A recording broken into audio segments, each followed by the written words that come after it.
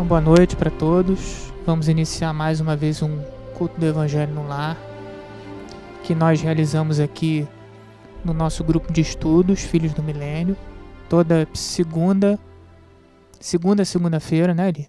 Segunda-feira no mês. E nós veiculamos sempre no Jeito TV, para que outras pessoas possam acompanhar, tá? Então, a nossa primeira intenção aqui é sempre fazer como se fosse mesmo um culto no lar, como a gente faz, para que as pessoas que estão assistindo possam aprender a fazer, que não tem nenhum mistério, até se incentivem a fazer e passem a fazer nos seus lares, como a gente está fazendo aqui, tá? Aqui é um culto familiar mesmo, tá? Então, hoje nós recebemos nosso irmão Leandro, que vai conduzir o estudo para a gente, com a gente. E antes, como a gente sempre faz, vamos fazer uma prece para a gente abrir o nosso trabalho, tá? Então, fechando os nossos olhos, elevando o nosso pensamento a Deus, nosso Pai, Jesus, nosso Mestre, a toda a espiritualidade que nos envolve a partir desse momento, que se aproxima de nós a fim de nos inspirar, de nos amparar. Muitos amigos espirituais aproveitam esses momentos, como nos cultos de evangelho nos lares, a fim de inspirarem, a fim de ampararem todas aquelas pessoas daquele núcleo familiar. E temos a certeza que hoje, nesse momento, ou quem nos assiste, com certeza recebe a visita dos amigos espirituais, dos irmãos falangeiros no Jade, a aproximação dos guias espirituais familiares, anjos de guarda, a fim de que nesse momento propício possam inspirar e ajudar. Mas também temos o objetivo de estudarmos um pouco mais, refletirmos um pouco mais profundamente sobre a mensagem do Cristo, que é uma mensagem viva, atual, presente, útil para as nossas vidas. Que possamos, buscando essa inspiração e tendo essa intenção, sermos apoiados e suportados pela espiritualidade. Toda a espiritualidade dirigente desse trabalho, pedimos a permissão, assim como o nosso próprio Mestre Jesus, que nos afirmou que quando 2 ou mais estivessem reunidos em seu nome, ele ali estaria. Então, com a permissão dele, com a permissão soberana do nosso Pai Criador, é que iniciamos esse culto do Evangelho no nosso grupo de estudos e por isso damos juntos graças a Deus. Bom, então nós vamos abrir, né, uma leitura. O senhor pode abrir, por favor?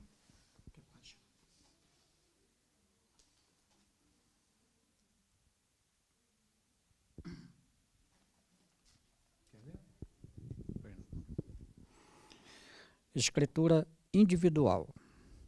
Mas tudo isso aconteceu para que se cumpram as escrituras dos profetas. Então, todos os discípulos, deixando-o, fugiram. Mateus 26, 56. O desígnio a cumprir-se não constitui característica exclusiva para a missão de Jesus. Cada homem tem o mapa da ordem divina em sua existência, a ser executado com a colaboração do livre-arbítrio, no grande plano da vida eterna. Acima de tudo, nesse sentido, toda criatura pensante não ignora que será compelida a restituir o corpo de carne à terra. Os companheiros menos educados sabem, intuitivamente, que comparecerão a exame de contas, que se lhes defrontarão paisagens novas, além do sepulcro, e que acolherão, sem mais nem menos, o fruto das ações que houverem semeado no seio da coletividade terrestre.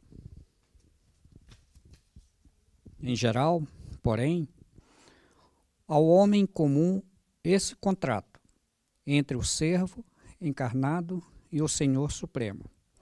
Parece extremamente impreciso e prossegue, experiência fora de rebeldia em rebeldia. Nem por isso, todavia, a Escritura, principalmente nos parágrafos da morte, deixará de cumprir-se. O momento, nesse particular, surge sempre com múltiplos pretextos para que as determinações divinas se realizem.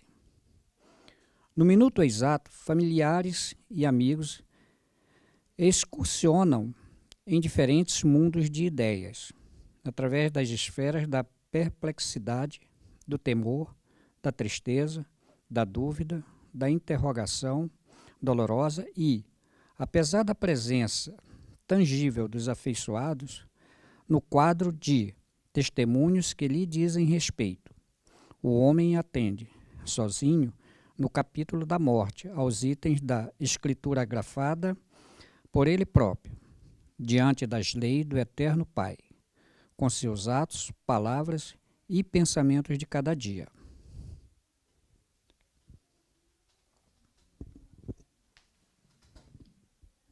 A leitura introdutória ela é sempre muito importante para nós, para que nós possamos refletir, acalmar o espírito e nos prepararmos para a leitura do Evangelho, que sempre nós buscamos abrir ao acaso, né? Para que os amigos espirituais, através dessa nossa atitude, possam, através do estudo que vai ser trazido, a mensagem, né? Que talvez o grupo ali que está fazendo esse estudo vá precisar, né? Naquele momento. Quer abrir?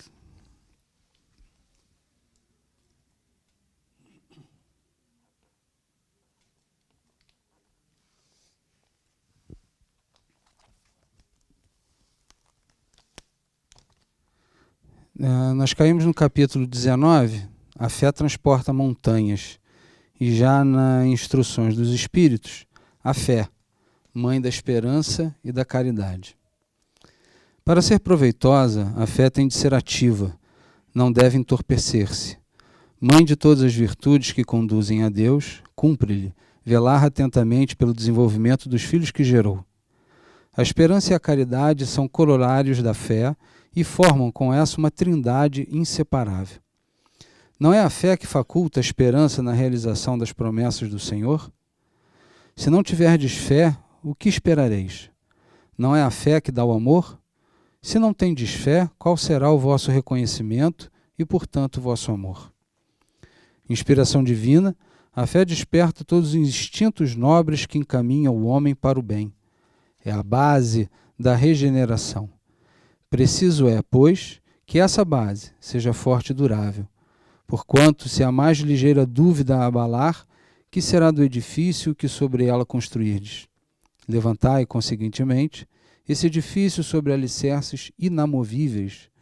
Seja mais forte a vossa fé do que os sofismas e as zombarias dos incrédulos, visto que a fé, que não afronta o ridículo dos homens, não é fé verdadeira. A fé sincera é empolgante e contagiosa. Comunica-se que não na tenham, ou mesmo não desejariam tê-la. Encontra palavras persuasivas que vão à alma, ao passo que a fé aparente usa de palavras sonoras que deixam frio e indiferente quem as escuta. Pregai pelo exemplo da vossa fé, para incutirdes nos homens. Pregai pelo exemplo das vossas obras, para lhes demonstrardes o merecimento da fé. Pregai pela vossa esperança firme, para lhes dardes a ver a confiança que fortifica e põe a criatura em condições de enfrentar todas as vicissitudes da vida. Tende, pois, a fé, com o que ela contém de belo e de bom, com a sua pureza, com a sua racionalidade. Não admitais a fé sem comprovação, cega filha da cegueira. Amai a Deus, mas sabendo por que o amais. Crede nas suas promessas, mas sabendo por que acreditais nelas. Segui os nossos conselhos, mas compenetrados do fim que vos apontamos e dos meios que vos trazemos para o atingirdes. Crede e esperai sem desfalecimento. Os milagres são obras da fé. José, Espírito Protetor, Bordeaux, 1862.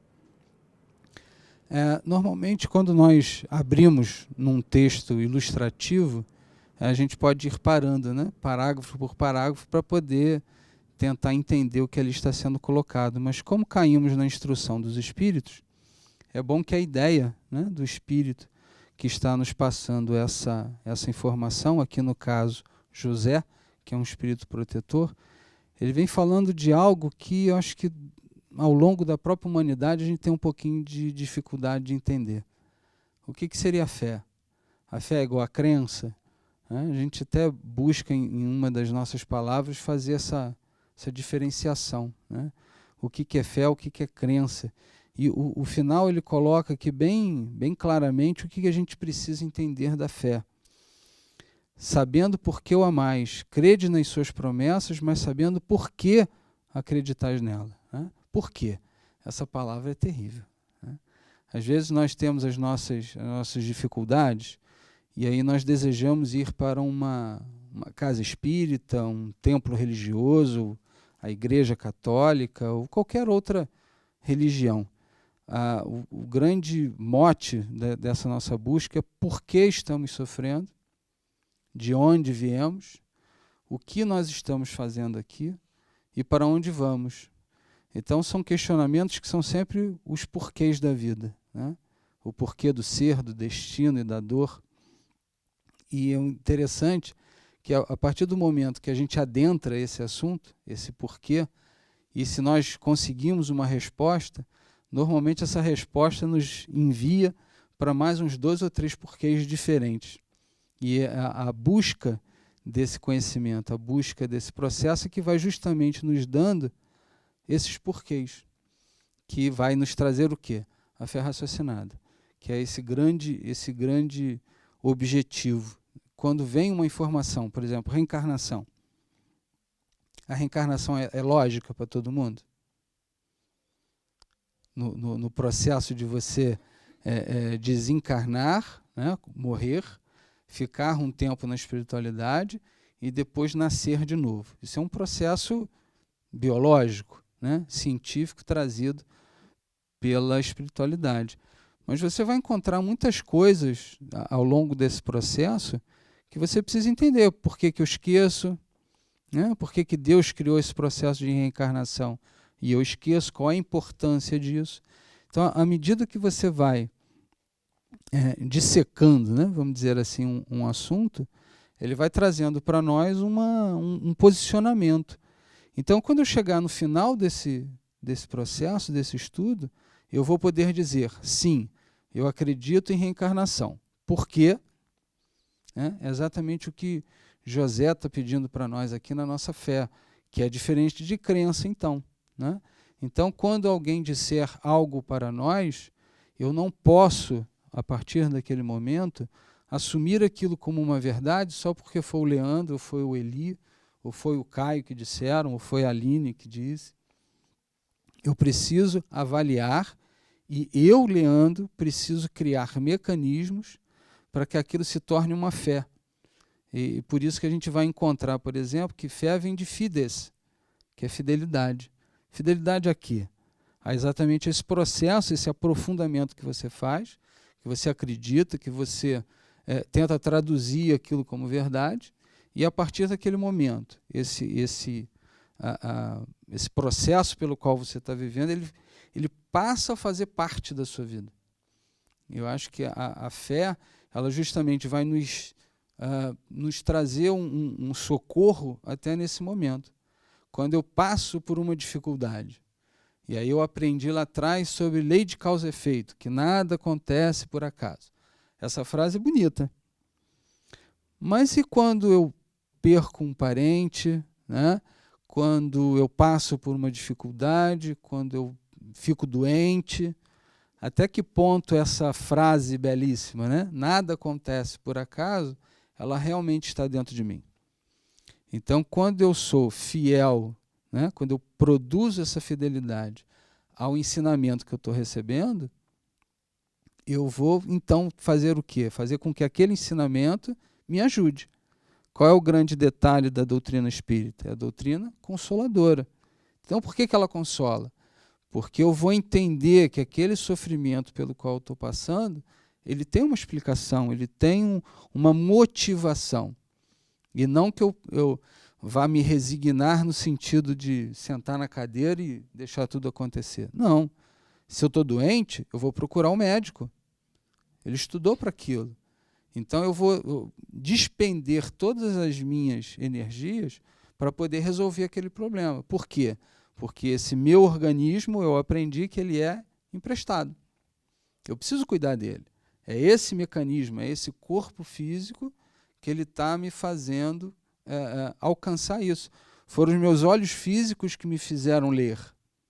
Né? Foram os nossos ouvidos que permitiram que as informações chegassem. Então, esse nosso corpo, né, é um importante equipamento. E aí a gente pode perguntar, né, o que isso tudo tem a ver com fé, que José nos colocou. Exatamente isso, que são os porquês que vêm nos chegando, porque a fé ela não pode ser cega, ela tem que ser raciocinada. E mais, a fé sem obras é vazia.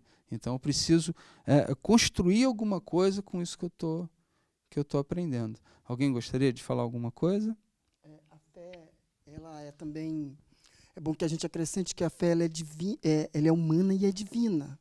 Quando a gente diz que a fé é humana, a gente diz, eu tenho fé nisso e o porquê eu tenho fé. Por exemplo, ela é humana porque eu tenho fé que vou passar naquela prova, porque eu vou estudar para aquela prova. Eu vou ter consciência de que eu estudando, eu passo na prova. Ela é humana. Ela é divina a partir do momento que a gente entende os meandros e os mecanismos, entender, interpretar, compreender o que é Deus.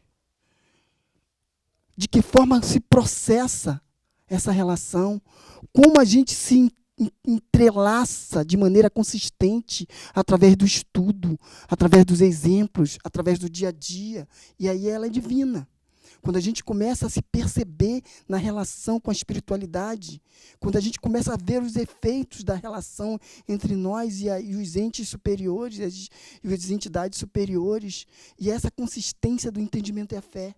A fé é efetivamente o link, eu diria, entre nós e os entes superiores, entre nós e Deus.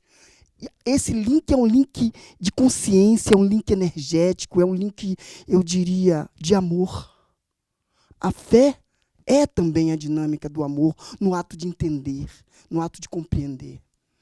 E dentro desse contexto, a fé é a ligação que a gente tem efetivamente com Deus e com as entidades superiores, e a prece é o meio através do qual a gente pode pedir, a gente pode agradecer e a gente pode conversar com Deus. Essa fé ela faz a condução, ela faz a energia, porque, na verdade, uma fé verdadeira é a energia especificamente de ligação. É interessante a gente lembrar também que como é que Jesus ensinou, em vários momentos ensinou e falou sobre fé, né? Em vários momentos, vários e vários momentos.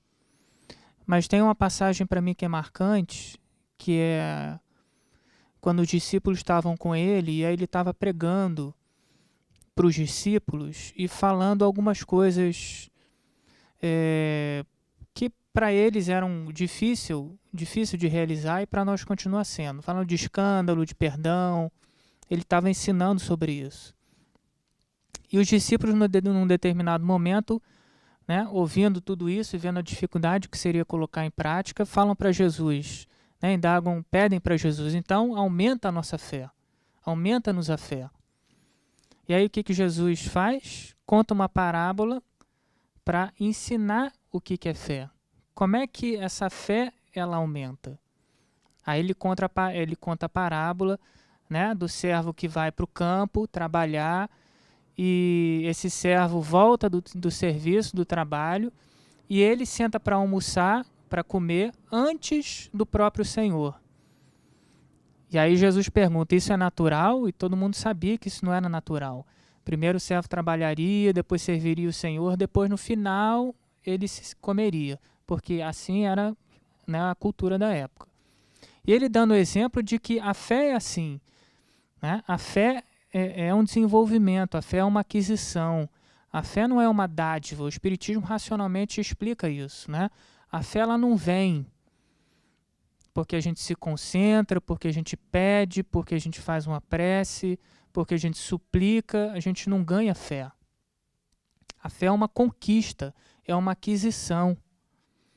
Então Jesus colocou isso claro. Depois é que, né, os homens foram alterando, foram mudando isso. Então a fé, na verdade, ela varia ao infinito. Tanto que ele fala no texto que tem a fé aparente e a fé sincera. Aquela fé realmente que sustenta, aquela fé que transforma, é a fé sincera, é a fé verdadeira.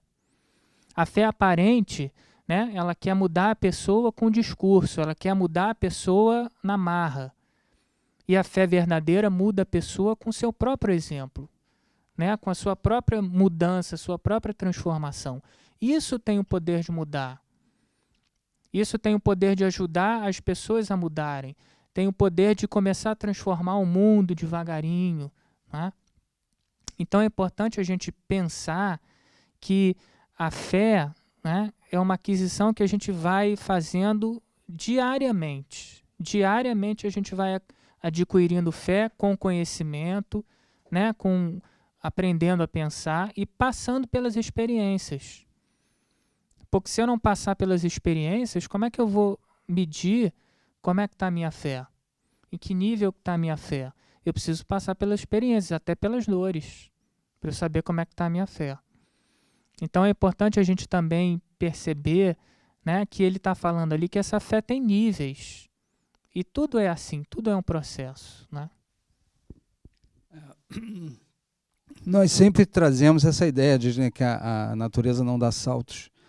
E a coisa da fé, como estava dizendo o Caio, muito bem colocado, ela não vai de fora para dentro, né? É de dentro para fora. Então, quando nós começamos a vivenciar, a gente precisa também esquecer a coisa da vida do berço ao túmulo. Nós ainda temos muito essa figura. A gente acha que nós somos, né? Na realidade, nós não somos, nós estamos. Eu não sou o Leandro, eu estou o Leandro. Então, nesse processo de aprendizado, a fé também faz parte desse processo. Então, quando você pega estuda, né, por exemplo, uma família, você tem todos os acontecimentos daquela família. E ali você encontra um problema, vamos dizer assim, entre aspas. Aquele acontecimento daquela família, ele não atinge só a pessoa, ele vai atingir ao núcleo familiar. Então, se nós, por exemplo, nesse momento agora, imaginássemos, né, que esse grande objetivo desse nosso encontro, do estudo do Evangelho, no lar, né, vamos imaginar como se nós estivéssemos em casa, fosse aqui realmente irmãos, né, de sangue, que convivem, e a gente sabe que dentro de casa não existem máscaras, né, as pessoas se conhecem verdadeiramente. E naquele momento, às vezes, a gente até brinca, né? Que a gente faz uma leitura e às vezes alguém poderia dizer, a gente estava brincando aqui um pouquinho antes, né, do Evangelho. Essa mensagem foi para você. Então, o Caio até comentou, né, Caio? Que se tiver um clima bom, você até pode dizer isso. Às vezes você não pode. Mas por quê? Porque esse também é um momento de você colocar as suas dificuldades.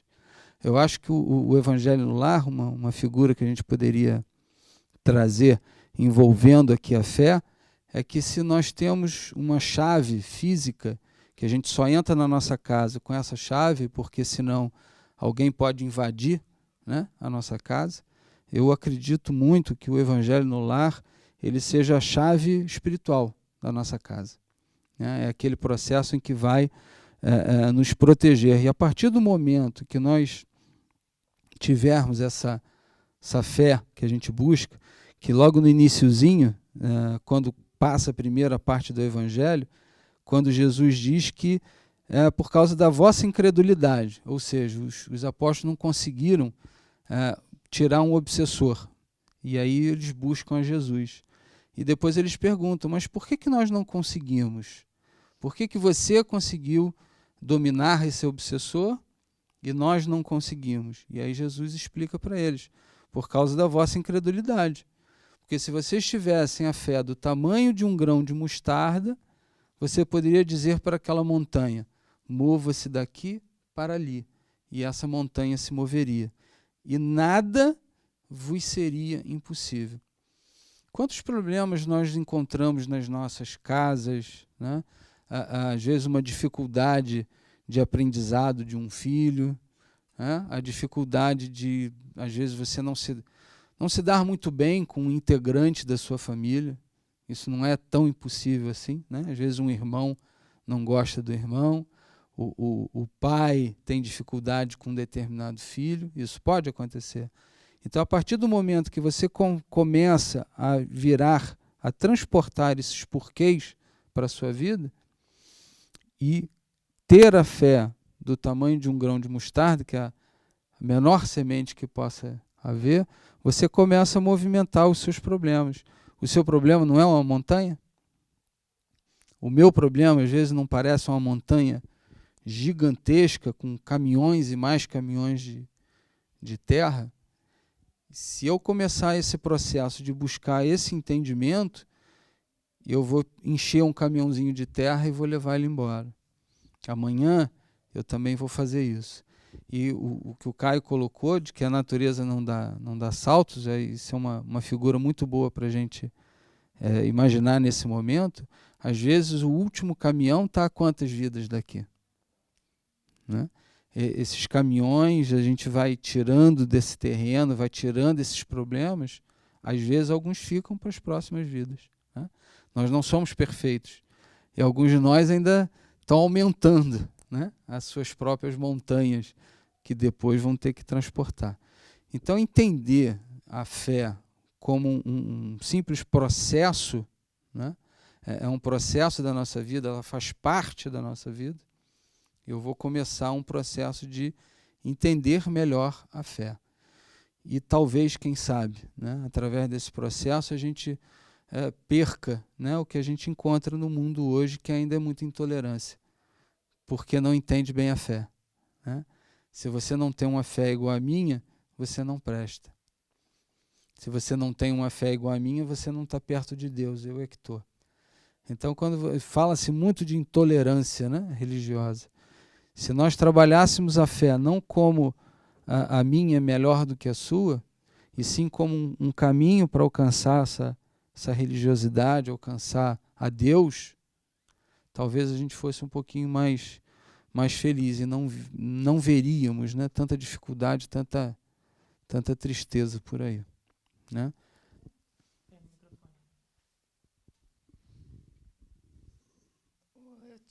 Eu tive um exemplo, que agora vocês falando em fé, eu lembrei agora. Eu não sei se é fé ou se pode ser merecimento também, né? Não sei se as duas vêm juntos. Mas, por exemplo, eu morei em São Paulo e lá era eu, ele e meu filho. Meu filho, na época, tinha 3 aninhos. E ele desenvolveu uma alergia muito grande em São Paulo. E era 15 dias no hospital, uma semana em casa, 15 no hospital. Os médicos falaram, tira de São Paulo, você vai perder teu filho. Fizeram uma junta médica e chamou a gente e falou isso. E como ele é militar, e não tinha jeito da gente sair de São Paulo, porque ele não conseguia. A gente pediu por transferência por necessidade, os médicos deram o laudo, tudo positivo, mas o chefe dele negou. E eu fiquei num desespero tão grande que eu fui até a casa do comandante. Bati lá, pedi, pelo amor de Deus, para transferir ele, tirar ele de São Paulo, que meu filho estava, eu via que meu filho tomava 8 tipos de remédio e vivia em balão de oxigênio. E magrinho, não comia, era terrível. E a minha vizinha morreu do mesmo problema. E ele viu, e ele ficou traumatizado mais ainda. E nisso, aí eu frequentava a igreja católica. E eu comecei a frequentar mais a igreja e comecei a buscar. Falei, não, Deus vai me dar uma saída, porque eu não posso perder meu filho, eu não quero perder meu filho. E comecei a perseverar na igreja, e lá a gente rezava o terço. Então, eu entrei no grupo do pessoal para rezar terço. Então, toda semana era na casa de um, e toda semana eu ia. E pedindo, até que um dia ele me ligou e falou assim, Neuza, aconteceu o impossível. A nossa transferência saiu e saiu ainda por necessidade de serviço, que é muito difícil. Aí eu comecei a chorar e tudo, né? Que conseguimos. Aí eu fiquei, é fé ou é o merecimento? Uma pergunta difícil, né? É difícil que nós teríamos que fazer um estudo profundo, kármico, né? De todos os integrantes, até para saber por que ele tinha essa alergia. Mas para ficar assim bem simples na cabeça da gente, fé e merecimento estão misturados. Porque a partir do momento que você tem essa fé, né, e não é uma fé cega, quer dizer, você transportou para a sua emoção a figura de Deus como algo importante nas nossas vidas, né? E a partir desse momento, quando você constrói para você, porque o terço, né, o Caio falou uma coisa interessante, a fé sincera e a fé, né, a fé aparente e a fé humana, a fé divina que falou aqui o Eli. Você vê que está tudo interligado. A partir do momento que você utilizou uma ferramenta, porque o terço é algo físico, né? São contas em que você vai ter números de Ave Maria, Pai Nosso, né? Crê em Deus Pai, Salve Rainha. Exatamente. Então, mas o que eu estou querendo dizer? A pessoa que faz isso de forma mecânica é uma fé aparente, é uma fé humana. A partir do momento que você utilizou aquele processo para que você buscasse uma ligação com o Criador, eu posso dizer que nesse momento o Evangelho segundo o Espiritismo é o meu terço. Então não é a reza, aí é a diferença entre prece e reza, né? A reza é você pegar a ferramenta terço e sair falando. Então a pessoa às vezes acha que a quantidade é melhor que a qualidade.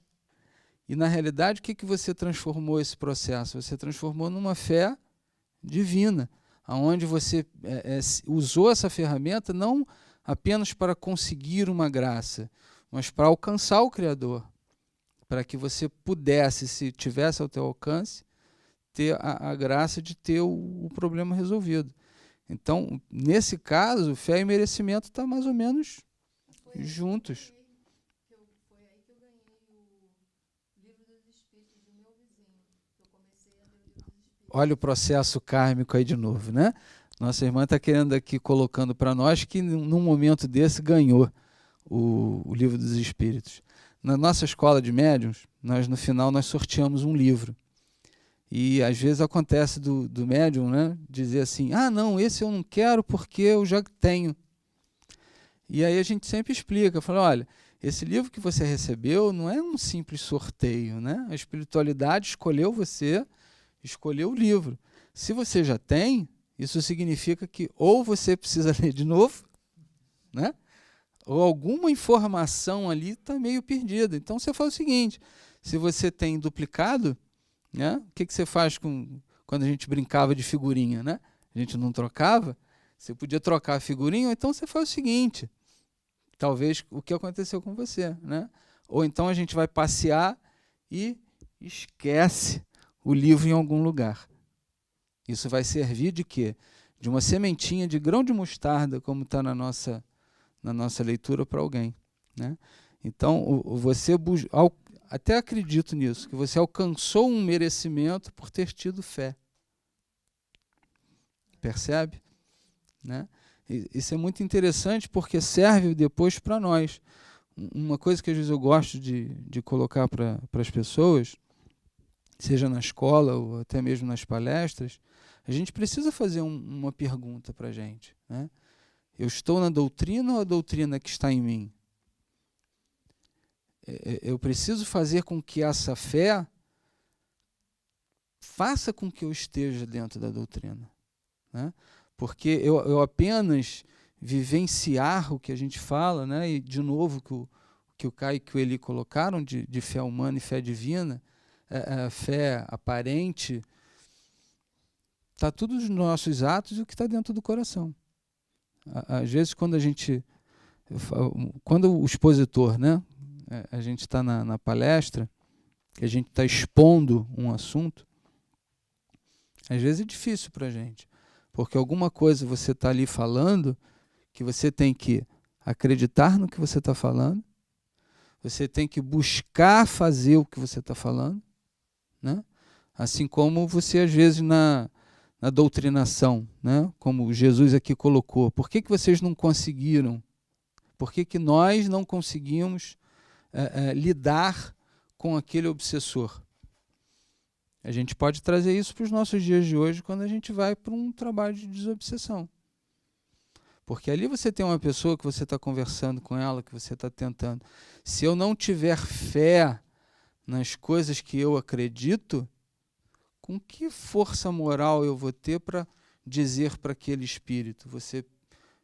Para ser feliz, a gente tem que se modificar. Se eu não me modifico, se eu continuo sendo a mesma pessoa de sempre. Então, a fé, ela vai fazer com que eu seja uma pessoa melhor. O milagre que do texto o entendimento que tem que ser dado é que o milagre é a dinâmica da fé. Nós somos o que precisa que a gente a existência do milagre é a fé em si, no nosso entendimento. O que a gente precisa entender em volta disso é que somos energias. Somos os mais variados tipos de energias. E essas energias comandam, de alguma forma. E a nossa fé é um processo energético de relação com a divindade. A nossa fé, a fé sincera, uma fé rediviva, é aquela que é capaz, como Jesus disse, de transportar montanhas. E foi exatamente o que aconteceu. Se na sua essência você teve a fé efetivamente, e dentro do contexto, o merecimento, a fé se dinamiza em resultado. A fé é a essência do resultado. E eu queria ir um pouquinho adiante, além A gente tem estudado muito reforma íntima. Os temas durante nossos estudos do mês é a nossa reforma íntima. Isso o Caio falou muito bem, o Leandro também falou em relação a processo, a fé é um processo. A nossa reforma íntima é essa dinâmica da fé em funcionamento, a fé em nós mesmos, a fé nas nossas possibilidades de sermos melhores no momento seguinte, mas também é a conexão da fé com a divindade. É a gente se perceber que a nossa modificação vai nos ajudar, vai nos melhorar, vai nos fazer melhor, mas também vai melhorar o mundo dentro das proporções necessárias e suficientes. Então, a nossa reforma íntima também é um processo de fé em nós. Por quê? Leandro falou aí muito claramente, é de dentro para fora que isso acontece. E é da melhor maneira possível que isso pode acontecer.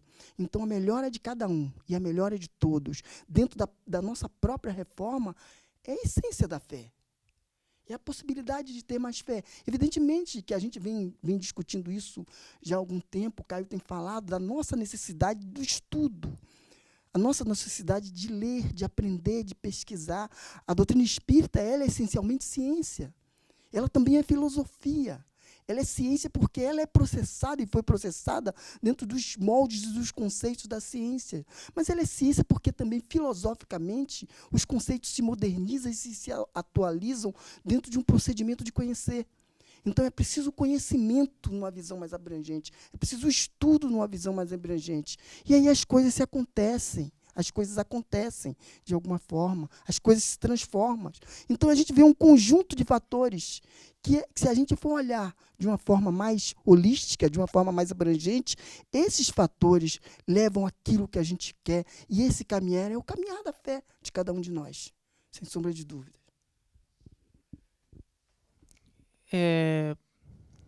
Eu penso que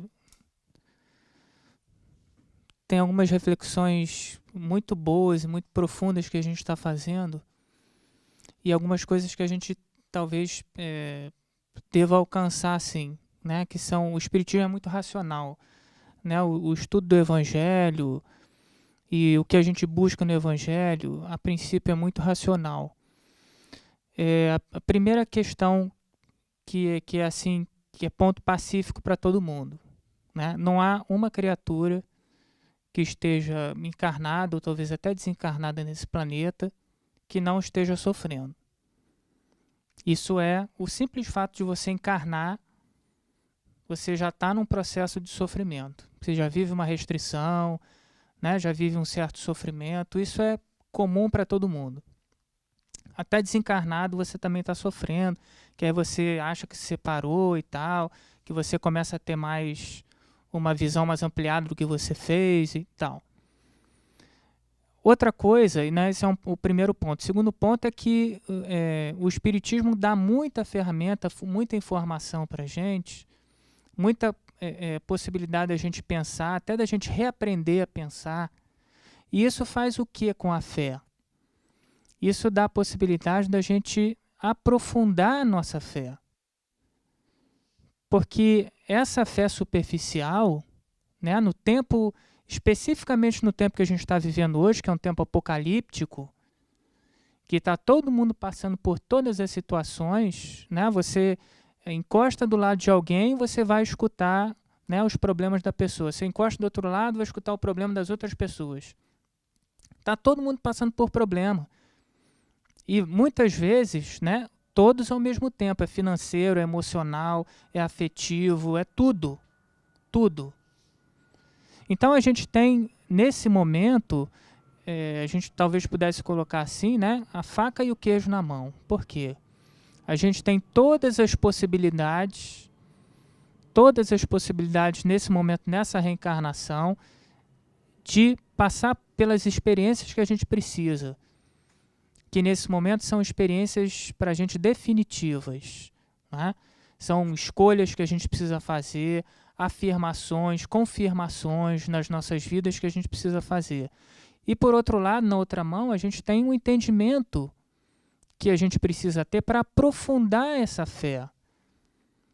Porque isso é certo. Nenhuma fé, né, que é baseada só numa crença, porque o outro falou, porque o outro me convenceu, porque o outro me levou até tal lugar, ela não se mantém por muito tempo, principalmente nesses dias que a gente está vivendo hoje. Então, de uma maneira ou de outra, a gente está sendo convidado, se já não foi, vai ser, a gente transformar a nossa fé, a gente aprofundar a nossa fé, a gente fazer esse mergulho interior, né? Não adianta a gente ficar só com o livro e só com a teoria. Isso tem que, como o Leandro falou, falaram. Isso tem que entrar dentro da gente. Isso tem que ser digerido de alguma maneira. Isso depois tem que ser colocado para fora. Na forma de vivência, na forma de transformação. É isso que sustenta a gente. Isso aqui por si só, livro por si só, conhecimento por si só, não sustenta a gente. A gente precisa fazer esse mergulho, né, com esse conhecimento que o Espiritismo dá. A gente passa a ter uma outra visão de Jesus, do Evangelho, com o Espiritismo. Mas, ao mesmo tempo, a gente precisa passar pelas experiências. Como é que eu poderia entender melhor o que é a morte? Como lidar melhor com a morte? Se eu não passar pela desencarnação de alguém muito próximo de mim? Pela teoria, pelo que o livro está dizendo, pelo que o outro me falou como é que é. Não, eu preciso passar. Eu preciso passar pela experiência dos problemas financeiros, pela experiência dos problemas afetivos, para eu ter oportunidade de medir como é que está a minha fé. Porque a fé superficial, como o Evangelho diz, não sustenta nada. Por pouco tempo, a fé precisa se aprofundar, e ela se aprofunda com a experiência. Ela se aprofunda com o conhecimento, com a vivência sincera, com a busca verdadeira. Aí sim isso é uma base, aí sim isso vai sustentar. Aí sim a gente vai passar por todos os problemas e a gente vai balançar muito, mas a gente não vai cair. Então a gente precisa essa é uma busca pessoal. Isso que é mais incrível, né?